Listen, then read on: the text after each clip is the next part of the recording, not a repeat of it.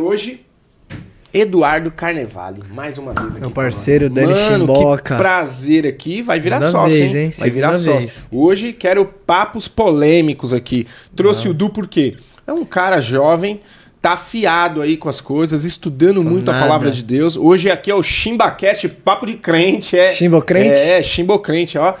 Não é um canal crente, mas o Daniel é crente e eu gosto muito de trazer ideias novas aqui. Nada como um jovem que tá se aprofundando cada vez mais na Bíblia aí para poder dar o seu parecer, o que o dia a dia hoje da juventude tem achado de alguns papos polêmicos, convidado. Sim. E eu quero trazer algumas coisas bacanas aqui pra gente poder trocar ideia. E eu já vou pedir licença também pra nossa audiência. Hoje eu quero dar uns palpites aqui, hein, cara? Pra dar mesmo. Então vamos lá, pelo que eu tenho visto aí, um pouquinho mais velho só do que o Du. O Du tá com quantos 22. anos? 22, eu tô quase nisso. Quase nisso. Colocando o dobro é mais ou menos o que o Chimboca tem. Então tá tudo certo. Idade né, não importa tanto. Irmão, obrigado. Mas para aqueles que não te conhecem ainda, fala um pouquinho do Eduardo, o que você tem feito, de onde você vem, onde você tá estudando. E manda bala, irmão. Gente, prazer, mais uma vez, segunda vez aqui. Vou virar a terceira, eu viro sócio. Tá soltinho já, hein? Tô solto no pagode tá já. Tá ficando soltinho já, hein? Tenho 22 anos, me chamo Eduardo. Faço teologia no seminário Servo de Cristo. Sou lá da Casa da Rocha, igreja que o Dani participa também. Faço parte da liderança dos jovens e dos adolescentes. No outro podcast a gente falou bastante, né, da minha história, né? Que não é muito lá essas coisas, mas vim contar. E aí a gente conversou qual tema seria interessante para esse e chegamos nesse tema aí bem polêmico, mas é muito bom para abrir a mente, né? Cara, eu acho que assim, é o nosso dia a dia, né, Du? Sim. A gente vai vendo aí o que tá na internet e tudo que as pessoas têm falado e eu quero participar desse negócio, né? Eu acho que a ideia é trazer para nossa audiência essa diversidade de ideias. Olha, a gente vai falar de grana com empreendedores, olha, a gente vai falar de Deus, olha, a gente vai falar de esporte, olha, a gente vai falar de resenha, música.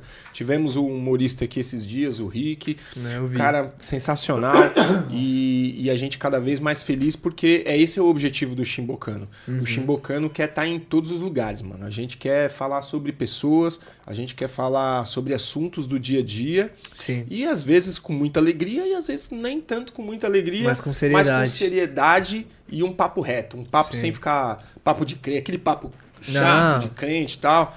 Então a gente quer falar um papo aberto aqui para que as pessoas entendam o nosso ponto de vista e possam também participar. Então você pode deixar aí seu comentário, pode deixar aí nas redes sociais do Dudu, na minha também, porque não? Eu não sou um estudioso da Bíblia, não, mas eu tenho minhas experiências, eu tenho as minhas leituras e as minhas convicções, e eu posso dizer para você, Du, que acho que esses últimos 2 anos tem sido maravilhoso para eu tentar me aprofundar sobre o evangelho, assim, né? Não só sobre o religiosismo e as placas das igrejas e os grandes pastores renomados, famosos e tudo mais, ou as igrejas tradicionais, cheias de ritos e de liturgias e essa coisa toda. Mas eu acho que por um cara que é muito do banco, como eu sou, não sou de nenhuma liderança da igreja, nem nada disso, pelo contrário, a gente fica muito nos bastidores. Sim. No máximo eu ajudo ali fazendo um móvelzinho, um negocinho simples na igreja. Simples. Essa só o palco inteiro. Essa é a minha pegada e causar, e me divertir lá dentro. Então eu acho que a igreja hoje ela serve para mim por 2 motivos. Primeiro, para poder entregar um pouco do muito que o Senhor me dá. E junto com isso ele me dá irmãos queridos, pessoas maravilhosas que amigos, assim como eu tenho conhecido hoje, feitos amigos, seu pai, um cara que um presente de Deus na minha vida, outros tantos lá também, e aí a gente vai acabando criando uma rede de amizade muito interessante, né? Então eu acho que a igreja ela é muito isso. Eu acho que a igreja é pra gente adorar e engrandecer ao nome de Deus. E junto, né? E a partir disso, ele nos dá um ambiente agradável, onde a gente possa se misturar e se conhecer, né? Sim. Porque vai ter um monte de gente torta, errada, assim que faz um monte de porcaria e tá tudo bem. Porque o ser humano é isso. Ele faz um monte de porcaria, ele tem umas convicções que talvez que não era para ter, E eu acho que a gente só vai descobrir de fato o que cada um interpreta da palavra de Deus quando a gente estiver do ladinho dele, né? Sim. Então, a palavra é viva, ela fala com a gente de várias formas e a gente acaba interpretando de várias formas também. Então, eu queria começar um papo aqui com você com uma pergunta. Vambora. O que caracteriza para você uma igreja saudável, Eduardo? Bom, eu não sou muito experiente, né? Assim, não sou um crente de 40, 50 anos, mas... Ele quis dizer um velho, né? Que sou eu. Educado. Não, mas a gente pode ter ideia sobre igreja saudável conforme a Bíblia. Boa. A gente pode pegar exemplos de igreja saudável que o apóstolo Paulo ensinou a Tito, a Timóteo, a outras pessoas que a gente nem sabe o nome, mas ele estava enviando carta aos Colossenses, enfim, ao pessoal de Éfeso. E eu acho que, baseado na minha interpretação da Bíblia, uma igreja saudável, ela tem algumas coisas. Primeira coisa, ela é baseada na palavra. A igreja ela pode ter o melhor louvor, ela pode ter os melhores entretenimentos, pode ter muito dinheiro, pode ter tudo. Mas se ela se a palavra de Deus não for pregada ali, não é uma igreja saudável. É só um clube religioso, um clube, uma empresa de religião. Tá tudo bem, só não chama de igreja da forma que nós entendemos, da forma que a Bíblia entende igreja. Então acho que o primeiro e o mais importante é estar baseado na Bíblia. Tudo na palavra de Deus. Eu sei que tem coisas que é interpretativo e tá tudo bem. Existem coisas secundárias que a gente pode discordar, mas as coisas primárias, tipo Trindade, que a Bíblia é a palavra de Deus, que Deus criou o mundo, coisas primárias do Evangelho, elas são fundamentais. Então, sim, a primeira coisa que eu acho importante é a palavra de Deus. Ela tem que estar baseada na palavra de Deus. A segunda coisa, ela tem que ser uma igreja plural. Ela não pode ser uma igreja de uma pessoa só. Ela não pode estar numa figura de um líder. Isso a gente já viu, seja em igreja evangélica... O pastor que é o dono da igreja. O pastor como se ele fosse o presidente de uma empresa. Como se fosse o CEO de uma empresa, não é. A igreja é diferente de uma empresa. E tá tudo bem, a empresa tem o seu papel na sociedade, a igreja tem o seu papel na sociedade e no reino de Deus. Mas a igreja ela tem que ser plural, de pessoas diferentes, de várias classes, de várias regiões, de vários entendimentos para fazer uma comunidade mais forte. Ela não pode depender de uma pessoa só ou de um tipo de pessoa só.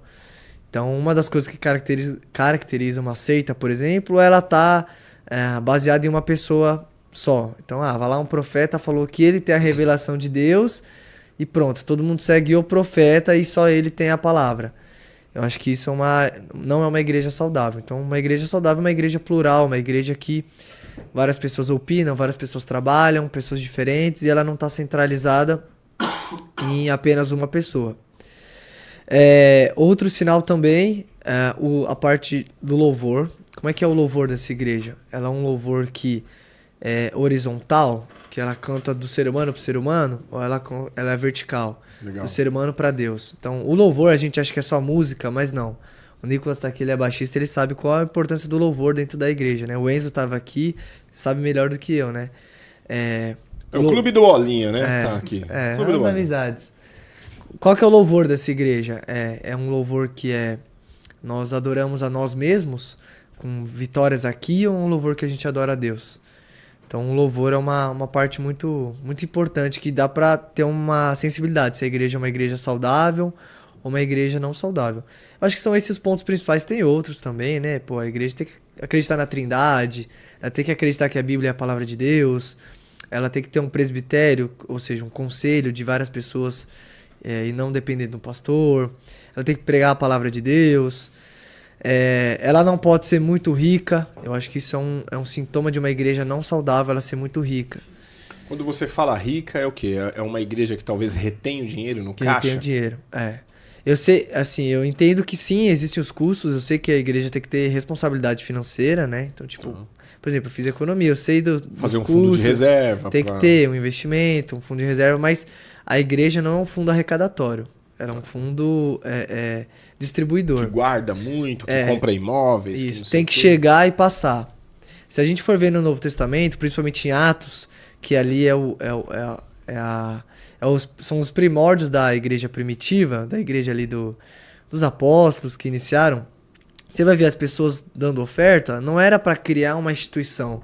Era para, tipo assim, um outro fiel não consegue pagar o peixe, então vai lá, as pessoas doam para ele. Não era para uma instituição. Eu não tô falando que não tem que doar para uma instituição. Estou falando que assim, a igreja não pode reter, tem que passar por ela e ser direcionada para quem precisa. Então assim, por exemplo, eu acho errado, feio uma igreja que o cara ajudou com dízimo, com oferta a vida toda e no dia que ele não tem dinheiro para comprar o gás, chegar no pastor, que eu já vi casos disso, tanto na internet quanto já ouvi relatos pessoalmente. O pastor falou, vamos orar. Não, vamos orar não, vamos comprar o gás, vamos pagar o aluguel, vamos comprar uma geladeira, vamos dar uma cesta básica. Então, assim, acho que a igreja não é um centro arrecadatório, igual uma empresa é. Ela é um centro distribuidor. Faz parte do reino de Deus. Então, acho que são esses sintomas de uma igreja saudável e uma igreja não saudável é o contrário disso, né? Talvez se a igreja precisa de 50 mil, vamos supor assim, vamos colocar um valor aqui. A igreja precisa de 50 mil membros. Vamos falar de uma igreja talvez de 600, 700 membros? De custo fixo, de custo fixo. 50 mil paga o aluguel de um bom prédio, que traz uma condição adequada para os seus fiéis, né? Ou para os seus membros da igreja ali, para poder ter um mínimo de segurança, que eu acho que isso é fundamental, segurança. Com certeza. Eu não diria conforto, porque o conforto ele é relativo. O que é confortável para mim pode não ser para você. Mas algo legal. Para mim, o conforto pode ser uma cadeira de plástico, daquela simples, onde eu consiga que tenha a quantidade de quilos de segurança o suficiente para que se de repente uma pessoa um pouquinho mais pesada não vai quebrar e a pessoa vai cair ali. Então tem que ser uma cadeira confortável, mas também não precisa ser uma cadeira de R$400 cada uma, ou cadeira 300, gamer. Cadeira gamer para cada um. Eu brinco que uma vez eu vi um lance do padre Marcelo Rossi e ele tinha uma tenda no centro de São Paulo e essa tenda acho que cabia 4.000 pessoas. E uma vez eu estive numa igreja que estava muito preocupado com a qualidade do telão, a qualidade do som, a qualidade da cadeira, a qualidade da pintura, a qualidade do acústica, a qualidade de não sei do que, a qualidade do mic, a qualidade... Sabe, era qualidade, porque tem que ser o melhor, porque... Eu falei, eita, será que não dá para ter só o básico para que o cara lá do outro lado consiga ouvir aquilo que está sendo ministrado? E usar esse recurso para outras coisas? O padre lá estava com 4.000 pessoas, onde passava vento e tudo, porque era uma tenda. Mas o evangelho, se assim fosse levado ao pé da letra e ele estivesse fazendo, eu nem sei se estava ou não, tá? Uhum. O fato é que ele estava numa tenda e o outro cara estava num ponto com ar-condicionado, com cadeira fofinha, com não sei o quê. Mas será que precisa tanto? Será que ao invés de comprar tantas cadeiras confortáveis ao extremo, o som seja de tanta qualidade, os mics sejam de última geração? Mas você tem que entregar o melhor para Deus. Quem disse que Deus quer esse melhor? Será que Deus está preocupado com a qualidade do som ou está preocupado com a qualidade do seu som? Do que você emite de dentro para fora? Porque eu sou péssimo em música. Péssimo. Se tá aí uma coisa, Voz, que o Senhor deixou claro para mim, assim, não se meta com música. Mas nosso amigo Enzo disse que é meramente possível, né? Ele falou que é meramente possível. Ele tá querendo que eu vire aluno, mas eu vou virar. Curso. Porque eu falei, caraca, será que eu consigo tocar violão? Aí ele consegue, mesmo tendo um dedo desse, aí ele consegue. O Enzo é bom, ele vai conseguir. Aí eu fiquei feliz, cara. Eu preciso ir lá, Enzão. Vou logo aí me inscrever na sua escola. Ele tá vendendo Hotmart mais que a gente, né? Aí, tá vendo? O moleque tá ágil. Então o que eu quero dizer é o seguinte, o que é mais importante? Será que essa grana toda, para ter o suficiente para que a pessoa possa louvar de uma forma maravilhosa para o Senhor e isso chegue e saia do teto da igreja? Esse dinheiro economizado com tanta tecnologia, com tanto conforto, ele não podia estar usando principalmente para os missionários? Cara, ou para comprar quentinhas pro pessoal debaixo do minhocão? Ou para trazer mais oportunidades para os jovens da periferia? ou para levar, sei lá, mais remédio, porque a gente espera do governo tudo, né? Ah, é porque o governo que tem que fazer, o governo... Não. A igreja, na minha visão, ela é uma ótima ferramenta para poder apoiar a sociedade e trazer um braço de ajuda, né? Sim, faz parte do evangelho a ajuda. Eu vejo essas igrejas muito ricas e, tipo assim, eu não condeno a riqueza em si. Eu acho que ganhar dinheiro, pessoa física, assim, Daniel, eu acho que não é pecado, igual acho que eu falei no outro podcast. Não, eu acho que é... Não é pecado ganhar dinheiro. O pecado é, igual a gente já conversou, né? É o dinheiro ser o seu senhor. Aí que esse é o pecado. É o seu coração tá mais no dinheiro e firmado no dinheiro do que em Deus. Isso sim é pecado. E essas igrejas, elas se deixaram amoldar pelo molde do mundo. Pelo molde mercadológico, pelo molde capitalista. Eu não tô fazendo uma crítica ao capitalismo, mas entendi. Tem o seu espaço, mas não dentro de uma comunidade, não dentro do evangelho. É uma outra lógica. A gente não pertence a esse mundo aqui, a gente tá nesse mundo aqui. Entendi. Então por isso que eu falo que a igreja não é centro arrecadatório, não é pro pastor comprar uma Mercedes. Se ele comprou do dinheiro dele, aí tá tudo tá ok. Mas assim... Se ele tem um trabalho Se ele tem um trabalho, o cara tem uma empresa, ele é formado, não sei, um monte de coisa. Isso não sou eu que vou me meter, mas nós igreja, nós temos que abrir os olhos para esse tipo de liderança, para esse tipo de igreja que sai ganhando dinheiro e para onde que vai esse dinheiro? Vai no bolso de quem? Você falou missionários. Quantos missionários estão precisando de ajuda, a gente não faz ideia. E essas igrejas... E nem tão longe, né? Às vezes missionários aqui... Não tô falando na no Fundão de Itaquaquecetuba. Com certeza. Uma igreja que não tem um violão elétrico, tem um violão só acústico, que não consegue plugar em lugar nenhum. Dá pra uma igreja ir lá, ó, vou te dar aqui um violão, vou te dar aqui um sistema, um microfone, vou comprar a Bíblia pros seus jovens. Cara, tem lugar no mundo que não tem Bíblia ainda. Exatamente. Tem lugar no mundo... existe até tráfico pra entrar a Bíblia. Tem língua que não é traduzido o evangelho. E você demora 20, 30 anos pra traduzir o Novo Testamento. Então será que essas igrejas que compram terrenos multibilionários quase, que faturam... Com templos faraônicos. Será que precisa mesmo? E é 99,9% juntar esse tipo de igreja com a teologia da prosperidade. É sempre assim, igreja rica, ela vai vir com a teologia da prosperidade e os membros vão acreditar, então vão investir mais na igreja e vira um ciclo sem fim. Aí o pastor enriquece, ele fala que para enriquecer você tem que dar uma oferta maior, aí você dá uma oferta maior e ganha mais dinheiro e o ciclo fica sem fim. E quando a gente abre a Bíblia, a gente não vê nada disso. A gente vê os apóstolos pedindo oferta para ajudar nas missões deles mesmos ou de outras pessoas. Entendi. A pessoa que está passando necessidade, do cara que vai viajar. A Bíblia não diz, mas a tradição mostra que para Paulo enviar as cartas foi muito caro. Era muito caro você enviar uma carta na época que Roma dominava. Porque você tinha que pagar um oficial para acompanhar, você tinha que pagar alguém para ir. Tipo, alimentação, hospedagem. Então, assim... O ministério de Paulo ele foi sustentado pelos irmãos, pela igreja. Você acha que era muito fácil mandar um e-mail, mandar um WhatsApp? Não era. Então, assim, tudo tinha um custo. Mas não era numa instituição, a igreja evangélica, a igreja católica, não. Eram os irmãos ali, logo no primeiro século, se ajudando uns aos outros. E Paulo foi lá, escreveu cartas, e isso existia um custo, que a igreja investiu e ajudou. E é para isso que serve a igreja, para proclamar o evangelho. Então, assim, criar uma igreja muito rica, com... não tô falando que não tem que ter excelência, tem que ter um microfone legal, tem que ter um som bom, sim. Mas isso é a última prioridade da igreja. Tem outras prioridades a igreja. Uma coisa é o Shimbocano trabalhar para comprar um mic de última geração da Shure, já fazendo uma propagandazinha aqui. Outra coisa é a igreja estar preocupada com o último microfone, porque Sim. Esse microfone aqui, ele é muito bom.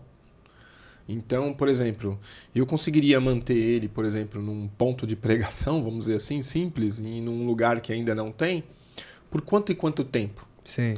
Porque a prioridade seria de grana, se houvesse essa entrada das pessoas que foram ali colaborar, para levar outras coisas na parte social da igreja. Uhum. Eu acho que a igreja ela tem que estar muito atrelada ao social. O que uma igreja ela consegue fazer como social, né? Qual é a forma de expansão em impactar pessoas? Com atividades e eventos de dentro de dentro para Tem fora. muita igreja não que só... de fora para Sim, dentro. tem muita igreja que só faz coisa interna. Por exemplo, E fora... papo de crente para crente é muito fácil. Papo de católico para católico é muito fácil. Sim. E tantas outras, né?